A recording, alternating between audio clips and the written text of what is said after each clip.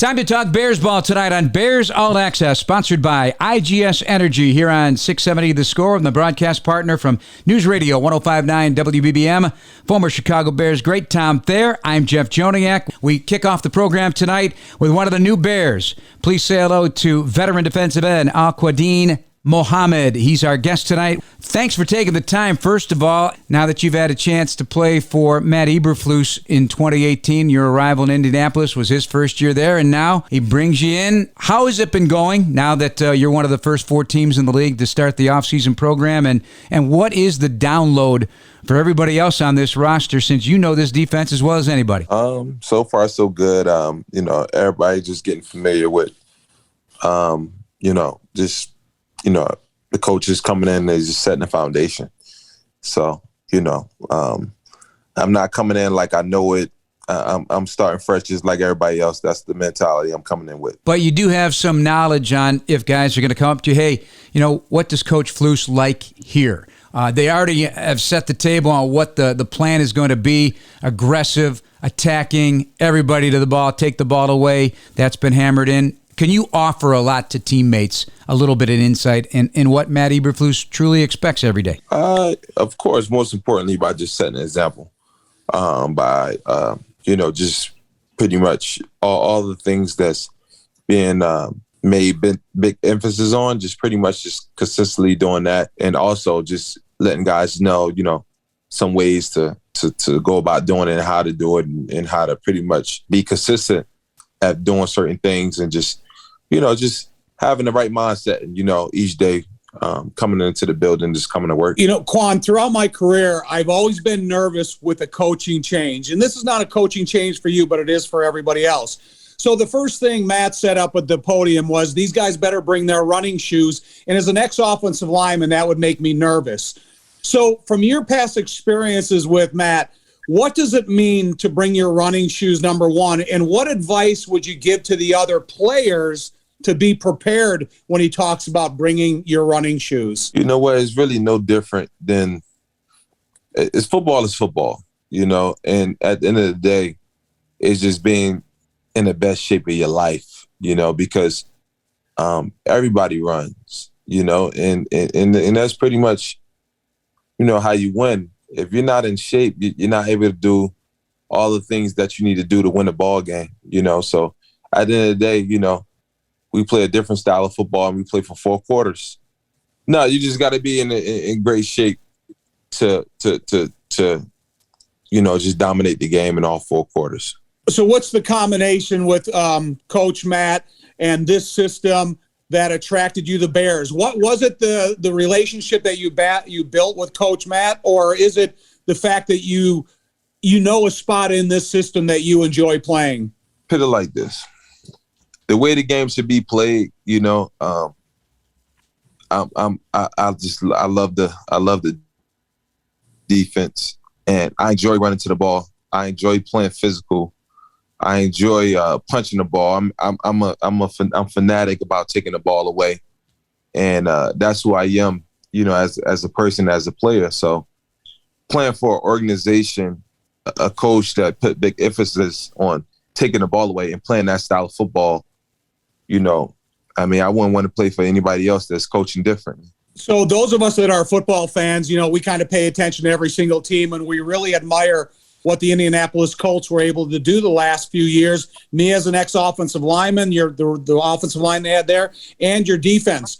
So when we talk about a relationship between an assistant coach like Alan Williams, and now he's going to be your defensive coordinator, and how will that transformation go for Coach Williams? Coach Williams has been coaching a long time. I really think, and maybe a little bit, a little off topic a little bit, and I may not answer your question, but I'm trying my best to. It's really the guys that's in the scheme, having to get right guys. It's the players. It's not even about the scheme. It's the players. It's the guys having the right mentality that makes it that much easier for any coach, Coach Williams, Coach Eberflus, to come in and lay down that foundation. So it's all about the guys, and I think. In Chicago, we have the right guys that have that have the right makeup to do some great things on the defensive side of the ball. Al-Quadin Muhammad, our guest here on Chicago Sports Radio 670 The Score. This is Bears All Access. It's brought to you by IGS Energy with Tom Thayer, Jeff Joniak, with the new number 55. So this is a new chapter for you, the jersey number, and there have been some great Bears players in history wearing that number 55, a recent vintage. Lance Briggs during the Brian Urlacher era and the Lovie Smith era. Also, Otis Wilson, who's also a Jersey. Well, he's from Brooklyn, actually, but you're a Jersey guy, one of the great linebackers, one of Tom's teammates from the 85 Bears. Why 55? What made you switch? Well, to be honest with you, the history. Okay. The history of the guys that came along that wore 55, but not only that, 55 looks sweet. It's a sweet number now, you know. So I thought I could come in and I thought 55 would look good on me. It's a new start, new era for me, and I want to shine some light on that number, and I want to represent the jersey number the way it needs to be represented, and you know, keep that stuff going, keep that history going. See the dogs start barking when I start talking about that. Yeah, there you go. You got some dogs on that defense too. You're going to get to know quite well. Yeah, Tom's got he's house sitting 3 dogs all at one time. So we'll get into that in just a second. But I also be remiss the great Doug Buffone, who was such a personality here in town, also, and one of the longest tenured Bears, playing with Dick Butkus back in the day, and just hard nosed and just loved the game. Passed away a few years ago, and very dear in the hearts of all Bears fans. Also a number 55.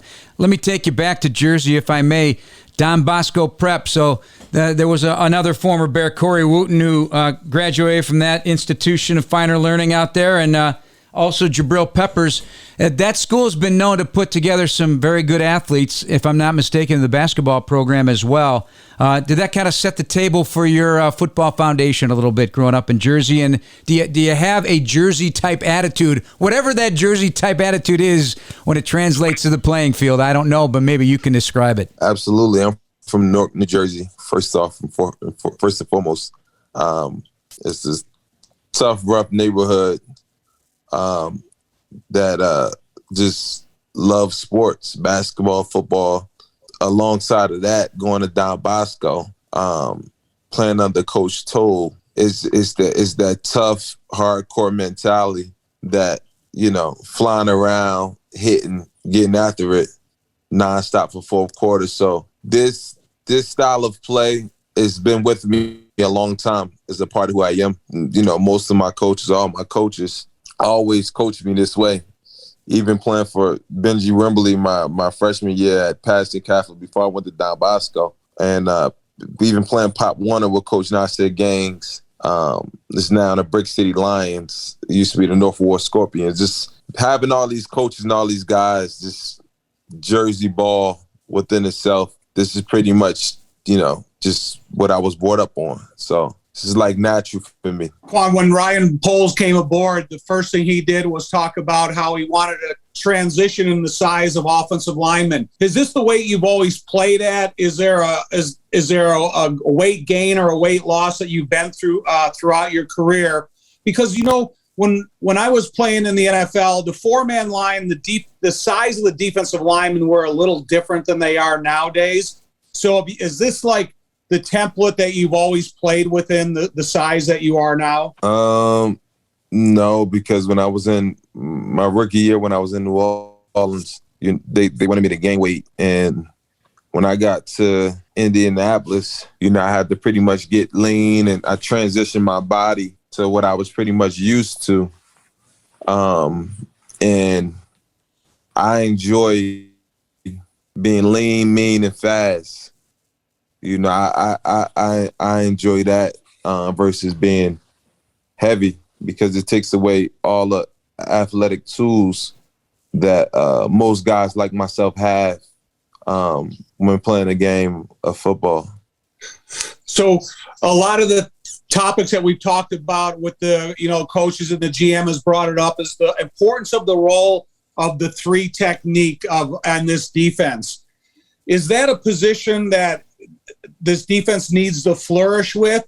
Or when you look at the speed of a guy like Roquan Smith or Nicholas Morrow that they brought in, is this about speed, or is it about what that position, the three technique defensive tackle, can create for all the successes of the rest of the positions?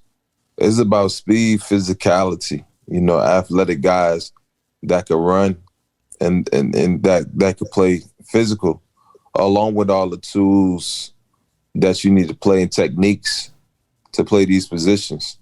So at the end of the day, the front four, everybody got to be able to run. It's not just about the three technique. It's about everybody.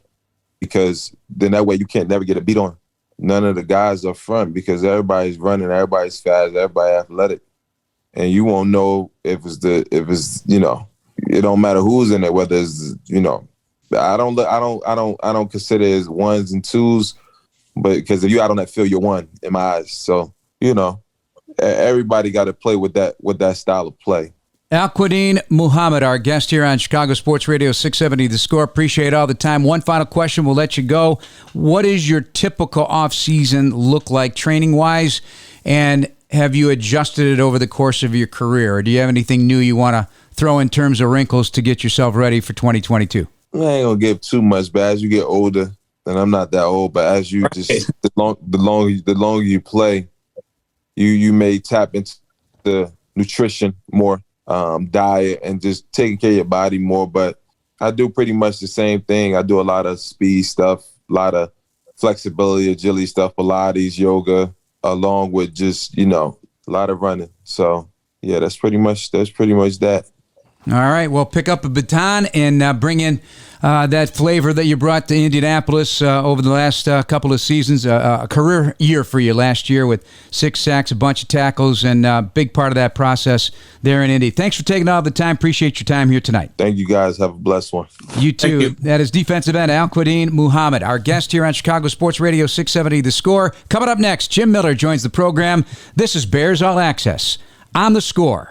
Welcome back to Bears All Access. It's brought to you by IGS Energy. Choose clean energy for your home at IGS.com, because every good choice adds up to a better world, and it's a better show when Jim Miller of SiriusXM NFL Radio joins the program. Jeff and Tom, after our interview with AlQuadin Muhammad, as we get into segment 2 of Bears All Access tonight here on Chicago Sports Radio 670 The Score. And happy opening day, everybody in the Major League Baseball world that enjoy football as well. Sports coming back to normal in a strong way, with the Masters getting started today as well. But Big Jim, before we get into some Bears talk specifically, league-wide, what are some of the rhythms of the days leading up now to the draft? It's already April 7th. The draft coming up here in a couple of weeks. It seems like still people are wheeling and dealing, but they're wheeling and dealing draft picks instead of players at the moment. Yeah, it's really, you look at the move by the New Orleans Saints to make that move with the Philadelphia Eagles. They only move up 2 spots, but now they give themselves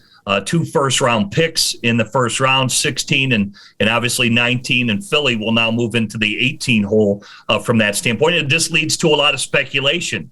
Is New Orleans going to use those 2 picks where they are, or will they, use those as collateral to really move up further? Some think that they're going to go up and target a quarterback. I personally think that they're going to target a left tackle. If you've got the ammo, why not trade up and get to a spot where maybe you can get ahead of the Giants and potentially select either Neal, the big left tackle from Alabama, or you've got Ekwonu there from NC State, or they could stand pat, because that's probably right where Cross, the left tackle, could go from Mississippi State, and then they could parlay it into a good receiver as well with the 19th pick, and maybe they select one of those talented Ohio State receivers or one of those other receivers that could be there, whether it's Treylon Burks or Drake London. So it's led to a lot of speculation. Then, of course, you've got all the pro days, Jeff. I mean, this was a big week for pro days. You had Alabama go down. How about yesterday? Derrick Stingley, the big corner out of LSU, he blazes to a 4.33 40 times, so he kind of removed all doubt about his foot issues and the Liz Frank injury, and so he'll probably be the second corner taken in the upcoming draft, going just after Sauce Gardner from Cincinnati. So it's been really a big week of news. Tom, I don't know if you saw any of that pro day, those highlights of Derrick Stingley Jr., because we were all fascinated with his first season at LSU. He tore it up. Many people thought he was the best corner already in the draft, and things settled down a little bit. Coming off an injury now as well, but he looked so smooth and effortless at that position, which in today's world is so important given what you're facing each and every week in the NFL. Those kind of players, I know you're an offensive lineman, Tom. Nothing looks smooth, but when you see athletes that smooth, do you get enamored with somebody like I do every draft with some of these guys? You know, and again, I'm going to throw a name out from the past because he reminded me of Deion Sanders smooth, where there was no transition that he ever looked awkward. His feet never got caught up. His ball skills are as really usable in the terms of what the cornerback needs to do. And when you talk about that position and the ability to morph into a defense where you can go to both sides of the field, you can go a little bit to the interior of your opponent's offense. That's the thing that kind of struck me the most, because I think, Jim and Jeff, every single time we see a new guy come aboard, there's always somebody that we immediately relate them to. And when you think about corners and you think about smooth, Deion Sanders was the epitome of smooth and, everything that he was able to accomplish. And Stingley, what you have to do, man, is you have to have that supreme confidence at the cornerback position. And I do think that's one thing he has. And so it'll be interesting to see where he goes, because he could be a draft mover. He could be a pick changer. And he's the type of guy that if you got extreme vulnerabilities and you have draft collateral, he would be a nice addition to your team. And he's got to be considered a day one OTA starter. Hey, Jim, have you done any work on Jalen Woods, the tight end? Because he's putting up some athleticism. There's an outlet that does all the actual relative athletic scores of these players, and he was ranked number one out of any tight end from 1987 till now. He's 6'7" and an eighth, 253. He ran a 4.61, but his three-cone, his shuttle numbers are all insane for a man of that size. What do you know about Jalen Woods, just out of curiosity? Yeah, I don't think he's the best all-around tight end in this group. I think you got to still go with the Colorado State kid when you look at Trey McBride out of Colorado State, or even Jalen Weidermeyer. In my opinion, the Texas A&M Aggie can really do it all. But, obviously, Jalen Woods, he tested extremely well. And I think we know a lot of tight ends that have been kind of workout warriors. The bottom line is he came with 44 receptions last year, had 598 yards, 13.6 average, and 8 touchdowns. So this was a breakout player from that standpoint. Does got to get better in his inline blocking and what he brings from that area, but he's crazy athletic. He's got the traits you want to work with. So, is he just a workout warrior in shorts? No, I think he's got this past year at UVA, he's got some good numbers that teams will feel that he's got the traits that you can work with and that he can really develop into a really good player. So I think he's going to go somewhere in the third round, fourth round, something like that. So I think for Jalen Woods, but those numbers will push him up a little bit because teams like those traits that he has. And he has 34 and an eighth inch arms, and he was a 3-star recruited quarterback. So he was a quarterback at Oklahoma State, and they moved to the tight end during some pre-bowl activities and wound up at Virginia. Yeah, Tom, what do you got? I want to piggyback off of both of you guys, but it started with the conversation of what New Orleans did in the draft. And now the assumption that Taysom Hill is going to be able to make a move to the tight end position. Is that a money saver because he had a 2-tiered contract if he played a position or he played quarterback? And when we're talking about the tight ends that are valuable in the draft and you look at their size and their traits and what they've been able to show at the combine and stuff, and then for New Orleans to take a guy like Hill and assume that he's going to be able to convert to a second or third position here at this level? I'll let Jim handle that one. Yeah, I think it was, the contract was split based on him playing quarterback. And now when you look that he's making that full transition to tight end, I mean, it's pretty obvious. They signed Jameis Winston. They signed Andy Dalton as a backup. They just drafted Ian Book last year. So he'll never make those incentives for the contract. And everybody thought the numbers were big to begin with. For him, for Taysom Hill. So, yeah, I think now it's really, he'll still do the trick stuff. Don't get me wrong. He'll go out there and do some RPO stuff at the quarterback spot to take advantage of his legs, but it'll be more gadgetry. It's not like he's going to be a full-time quarterback moving forward. I think those days are done. And JP Holtz, the ex-Bear, joined them as well. A lot of ex-Bears moving around. I counted now 11 former Bears are with the Atlanta Falcons, where Ryan Pace is now in that administration. So that's a collection over several years. A lot of former Bears assistant coaches there. And when we lead into our next segment, fellas, I want you to think about this. How impactful is it when you're trying to figure out what teams have what cluster of players that may be able to be on the board for them, for position need or just overall they're going to take best player available. But how important is it to know who the coaches are and what they want when you evaluate this? I know Jim does a mock draft every year. He probably does about 50 on his show on SiriusXM. We'll get into that as well. With Tom Thayer, I'm Jeff Joniak. This is Bears All Access on Chicago Sports Radio 670 The Score.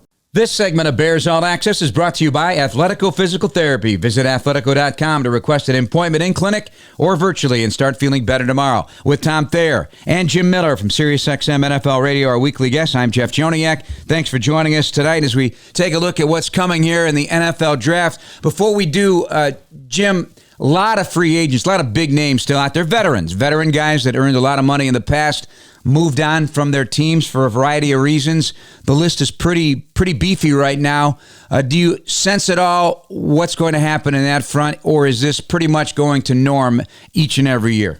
Yeah, I think this is, it's really going to switch till after the draft goes through, especially for the big name guys. Like you got big left tackles like Dwayne Brown, probably looking for really good money. Jarvis Landry is still out there at the wide receiver position. We still see numerous linebackers that are out there also. Obviously, Bobby Wagner just got the big deal for the Rams, but it just tells you that their number's too high. Their asking price is too high, and why teams are refraining. Now they'll start to pivot, turn to the draft, and maybe they may address those needs. And if they're not able to, then they'll turn back to the free agent market and see if they can work out a deal with some of these big-time players. So I do think all focus really is turned towards the draft right now.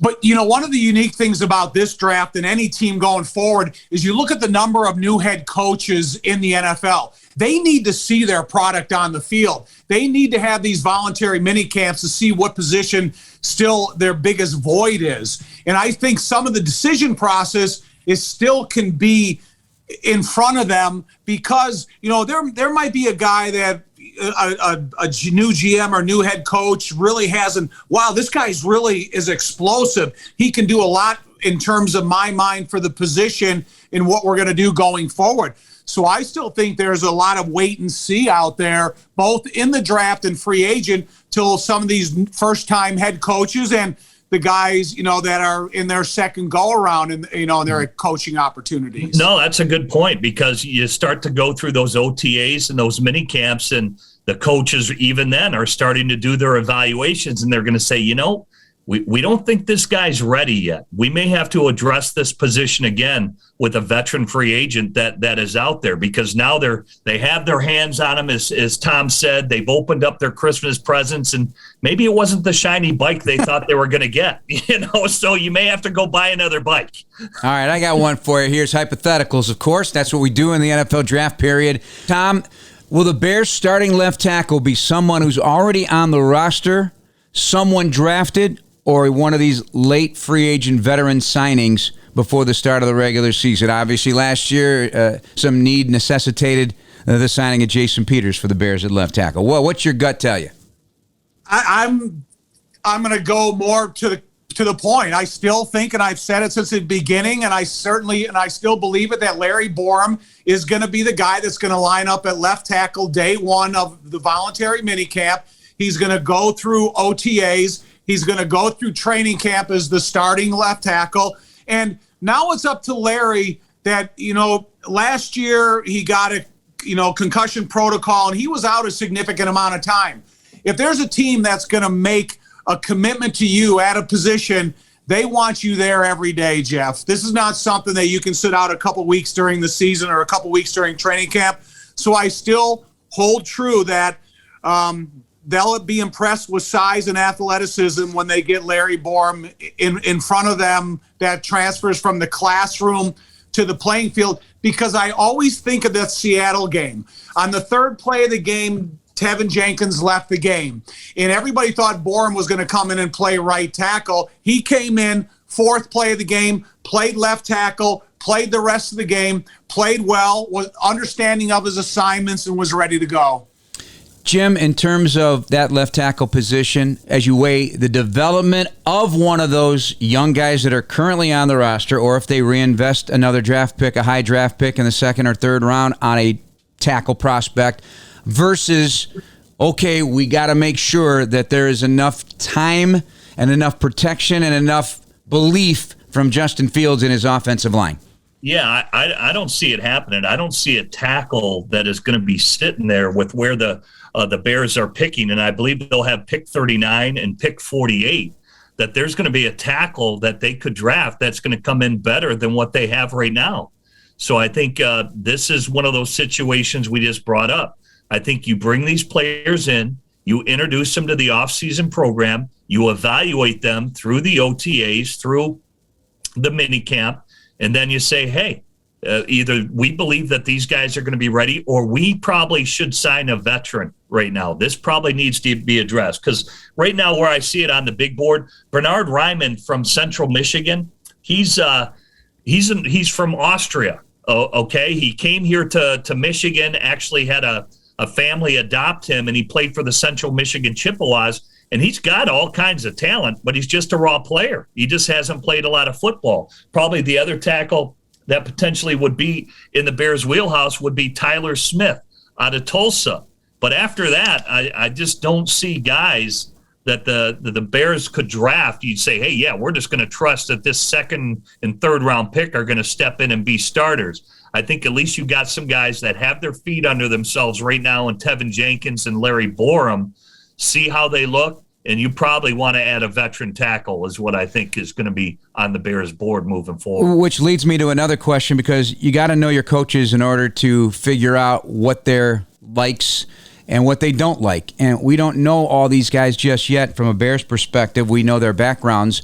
So is it difficult to project guys? You know, you mentioned Tyler Smith, and the first thing that pops up about Tyler Smith, hey, first of all, great body at 6'6", 332. He is only 20 years old. He just turned 21, actually. But he plays with a nasty attitude. Again, you think about what Ryan Poles is looking for, Tom, in the types of players he's brought in through free agency already, guys that maybe have been slighted, guys that have an attitude, guys that have been overlooked and are looking to make some kind of impact at a new opportunity with a blank slate here with the Chicago Bears.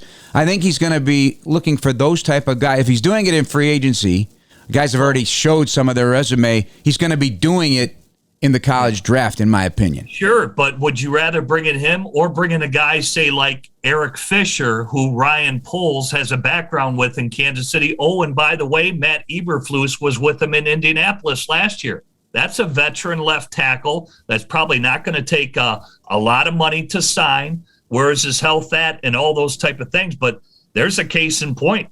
That's a long-time starting tackle out there on the market that both Eberflus and Ryan Poles have a lot of intel on. But, you know, when Ryan Poles gave a job description of what this offense is going to do and what they're going to need out of the offensive tackle position, I think there's a couple guys that you can take off the board. You look at that huge offensive tackle for University of Minnesota, you know, what is it, 6'8", almost. Yeah. Fa'alele. Right, 6'8", almost 400 pounds. I don't think he's the template of what the Bears are looking for. They want the athleticism to have that outside zone, that aggressive reach, the athleticism at that position. So when you're thinking about what they're looking for, there's a certain body size, structure, and, you know, like I always use the word template, just the size of what they're looking for. And I, spoke earlier about the protection of Justin Fields, but you really got to focus on one other aspect. I'm really getting the feeling from listening to what they had to say at the owners' meetings and what they're driving towards here is that these guys better be heck of a run blockers, because I think this team is going to run the football. And that's just my instincts and what you're putting together, piecing together. Do you guys feel the same way? That these guys, they are going to run the football? I think they are going to run the football. I think they're, when you got a guy like David Montgomery and Khalil Herbert and, hopefully the blocking ability of Cole Kmet and stuff, the easiest way to get Justin Fields up and running is to make sure that you have a solid running game so there's concern at the line of scrimmage. But when you're talking about protection, I think Justin is as much a part of this as what offensive line you're looking for and what they're going to do. He has to have recognition at the line of scrimmage. He's got to be able to make the right decisions quicker. If he has the opportunity to run, he's got to be able to do it safely. But I do think what you're saying, Jeff, I think it's going to start with the running game first. Yeah, I think it'll take a lot of pressure off him. And it's how we always talk about, I don't want to sound cliche, but you can stay on schedule. You're not in third and longs and those type of situations that'll put a lot of pressure on Justin Fields if maybe a protection breakdown. And we know he's an athlete. He can get out of trouble, but he's also been hit a lot too. And I think he's finding out those defensive players get paid too. And they're fast and they're big and they're physical and they're coming to get you. So really a run game will be the best way to protect Justin Fields. Jim Miller, Tom Thayer, Jeff Joniak. This is Bears All Access coming back after this brief timeout on Chicago Sports Radio 670 The Score. The Miller Lite Bears Draft Party is back at Soldier Field with on-field access and locker room tours. Tickets on sale now at chicagobears.com/draft party. Tom and I will be at that. Welcome back to Bears All Access here on Chicago Sports Radio 670 The Score with our weekly guest, Jim Miller, the former Bears quarterback from SiriusXM NFL Radio. Jim, when you were going through your draft process, what teams were looking at you? How many workouts did you do? Where did you think you were going? Did it all go according to your mental plan? Well, that son of a gun, Mel Kiper, tagged me right the whole time. He said Jim Miller's going 6th round to Pittsburgh, and I'll be damned if I wasn't the only guy he got right. But, yeah, I did have a lot of workouts. I got calls in the 4th round, 5th round, and finally went in the 6th round. And, yeah, your anxiety's up, and but Atlanta called me. The Steelers called me in the 5th round. They took my teammate, Myron Bell, who was a safety, and then came back and took me in the 6th round. But I did have other calls. I did have a lot of workouts with, great offensive coordinators that came in there. Anybody from Kenny Anderson, obviously everybody knows the former Cincinnati quarterback was coaching in the league. He worked me out. Paul Hackett came in and worked me out. June Jones came in and worked me out. So you kind of had to be on your toes back then, and they could just show up. They just showed up at the Michigan State's facility and said, "Hey, man, you got time to throw today?" And I was like, "What, you crazy?" "Yeah, let's go throw." I was like, "Yeah, let's go do it." So it was funny with Kenny Anderson, though, because he owned a brewery. He didn't want me to throw. We went down to the local pub and had some beers. So that was pretty interesting. I love that. The former Augustana star from Illinois roots, indeed, and the former Bengals quarterback.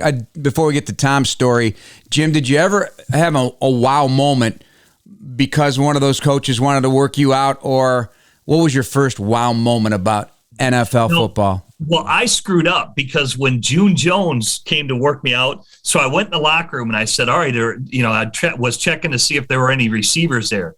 And we had a true freshman. His name was Nigel Carter.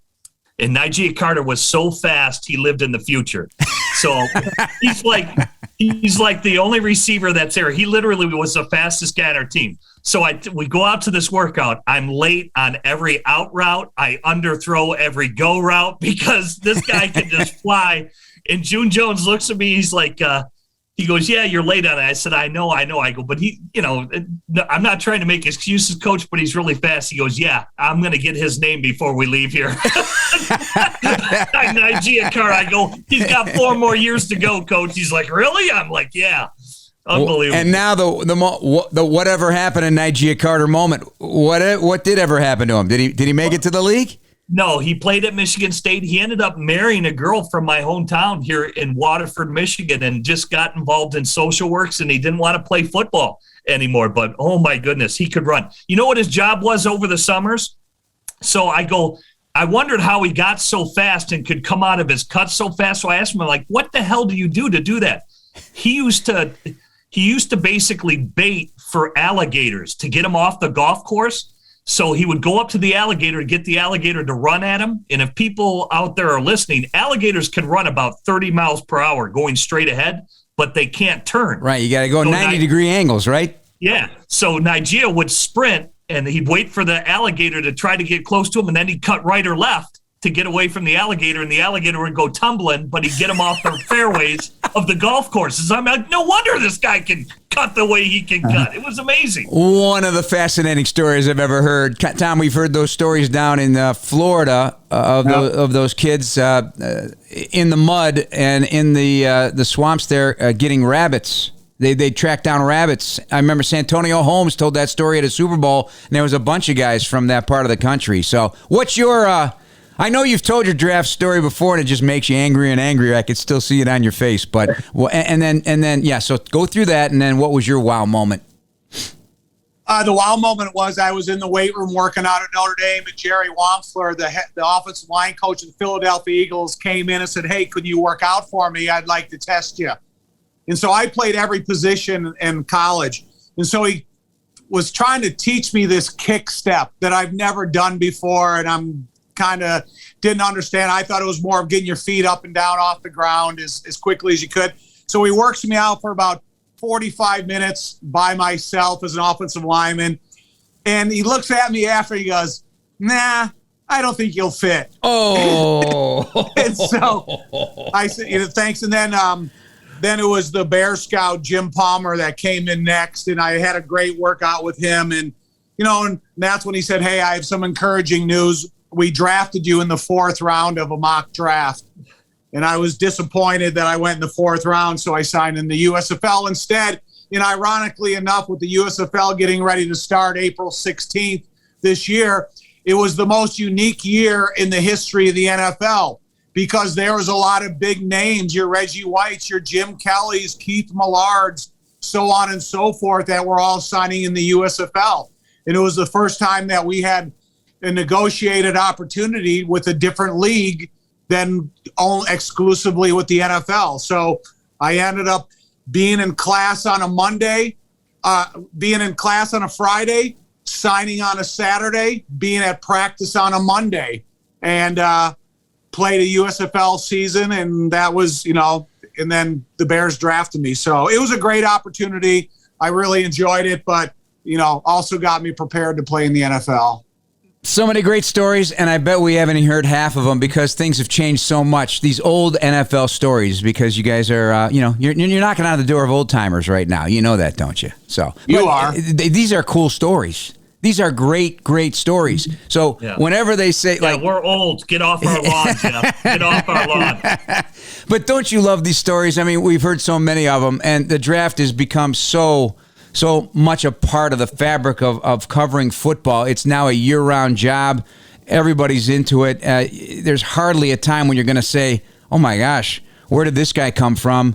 Everybody knows these guys now, Jim. And there's just no way. The draft, there's a lot of draft experts right now, for sure. Everybody's got something, but you find out a lot of guys you maybe didn't know before. Well, look at it. I mean, you got National Signing Day now. These players are tracked from some guys as young as 7th grade. They've been already getting, whether they're a 1-star, a 2-star, a 3-star recruit, 4-star, 5-star, it goes up to, and these guys are tracked. There's a lot of publications that are out there. There's a lot of cottage industries that you've mentioned where everything that you need to know about a player is pretty much going to come out, whether it's on social media or in these publications and the scouts and all these draftniks that follow these players. So you're right. The information overload is there where you can pretty much uncover everything about a young player getting drafted today. Well, heck, did you see that video of the high school football player? I think he's a junior in high school or sophomore in high school,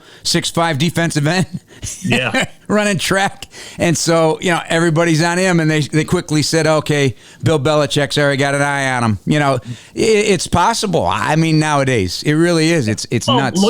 Look at some of these colleges. Jim Harbaugh offered a player a full ride at Michigan. The kid was in the 8th grade. I mean, he hasn't even matured yet. The guy's not even driving yet. He doesn't even have his driver's license, and he gets offered a full ride. So it's a different world we live in. I think in my time, I think I've only seen one player that was capable of going from high school to the pros, and that was Herschel Walker. My sophomore year, we played Georgia in the national championship game, and when Herschel was a freshman. And when you looked at how developed he was and what a great player he was, he had world-class speed and everything. I guess it's a pipe dream thinking these kids can go from high school to the pros. But in my time, that's probably the one guy I ever thought really could have taken advantage of that opportunity. Anyway, we got to step away, have another break. We'll look into the division, figure out what the Bears might be thinking as we gear up 3 weeks short of the draft. This is Bears All Access on Chicago Sports Radio, 670 The Score. This segment of Bears All Access is brought to you by CDW, people who get it. Jeff Joniak, Jim Miller, and Tom Thayer. We're going to look at the division now as well, the NFC North, and see what piques your curiosity, fellas, as the draft approaches. Our final segment tonight on Bears All Access, thanks to all our producers, Dan Barilli, and also to the folks at The Score. All right, let's focus on the Bears to start here in this division, and those 2 second-round picks are intriguing at 39 and 48, and then you have the 71st pick in round 3, so you have 3 in the top 100. Tom, and we're going to do this each week leading up to the draft, as you look at those 3 draft picks, what do you need to get out of there, and what do you hope to get out of there? 2 different mindsets.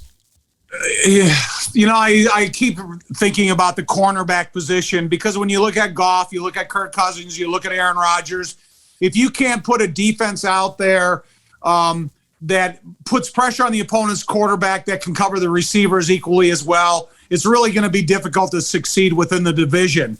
So I think that's what you have to set your sights on right now.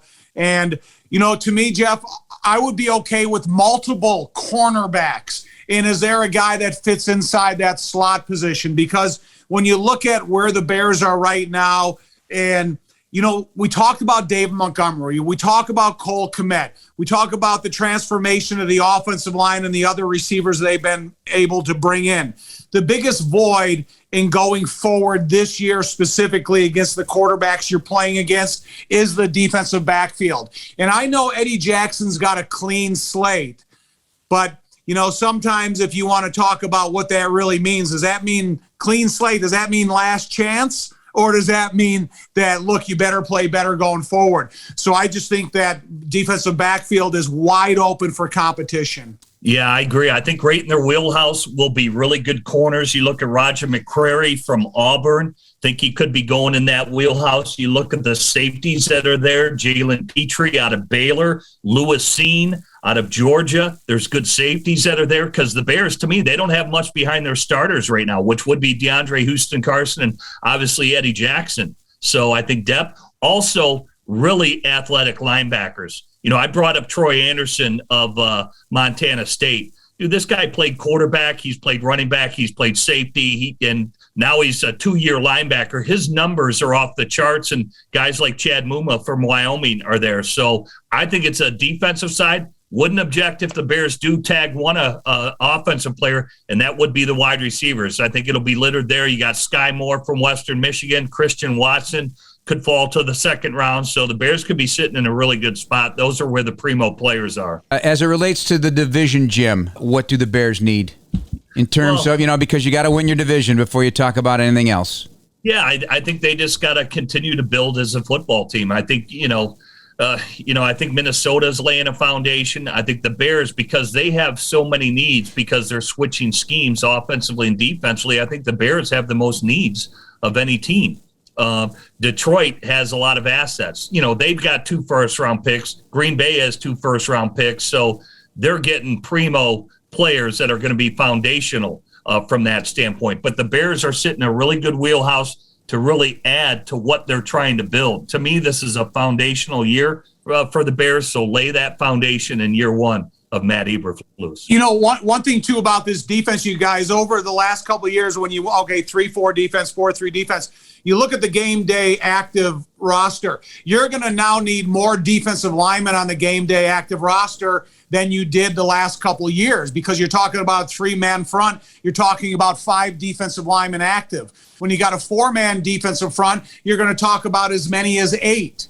Now, how does that tilt from the defensive backfield for the amount of bodies you need within this division in terms of what you need up front? What position are you going to rely on to play more reps? And to me, I don't see a lot of teams rotating cornerbacks and safeties for that matter. So you better have, probably 6 guys in the defensive backfield that are steady enough to play a majority of the game day reps. So here's where the task is very difficult. Yes, You have 2 seconds and a third. I'm looking at that top 100. And my hope, and I think everybody's hope would be you just pick 3 starters somehow. Somehow, some way, at some point in the season. It may not be in the first month of the season. Guys are going to come in and they're going to take jobs and they're going to be a part of the future and be starters right away. That's the hope.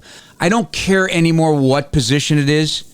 And I know this is boring and it's cliche, but man, who are the best 3 guys, if you're going to keep those 3 picks, no matter what the position, your highest graded guys you believe they're going to be able to hitch your wagon to as part of a foundation piece. Jim mentioned foundation pieces. We often look at them only as first-round picks, but we know that's not the case. They can be found even in the 6th round. But if you can find 3 guys that you are going to start believing in from day one, that they're going to be a part of that culture, that performance on the field, that impact, find them and draft them. I don't care what position. Originally, I was only looking at the line of scrimmage, boys.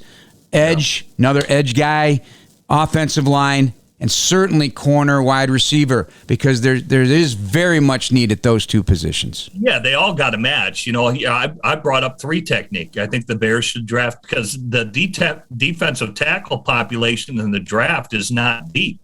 Right there at 39, my 39th rated player is defensive tackle Perion Winfrey out of Oklahoma. Guess what? He played pretty good down in Mobile. And I'm with you. There's about 20 good pass rushers that are probably going to go within the first three rounds. But they have to fit all the things you're talking about, Jeff. Are they going to fit in the locker room? Are they going to fit in the culture? Can they run all day like the coaches talked about and give 100% effort? And do they love football? I mean, all those things, all those stars have to align where the Bears say, hey, they want to put the Bears sticker on the side of his helmet because that's what he needs to represent in what they're trying to build. One thing for me, if I was the GM and I was looking at the Bears and what they can take advantage of this year with the limited amount of draft choices, I'm not going with projects. I'm not going with super small school kids. I'm going to go with kids that are coming out of bigger programs, that have experience of playing against the special athletes on a day-to-day process in practice or a week-to-week process in the game. So I don't mean that to be unfair to some of the small school kids.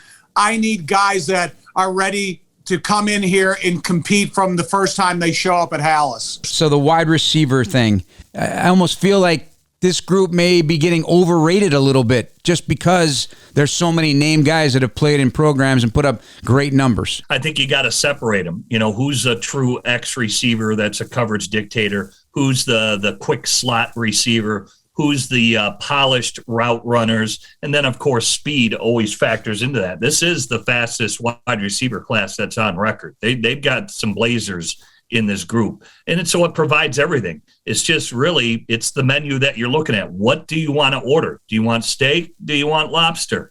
And so you have your choices there. And then, like you said, you dive into the football side of it. How much do they love football? Because you kind of know what they bring to the table as a player physically. It's whether they fit your program and what you're trying to do and what you want. Big targets, small targets, fast guys, slow guys, polished route runners.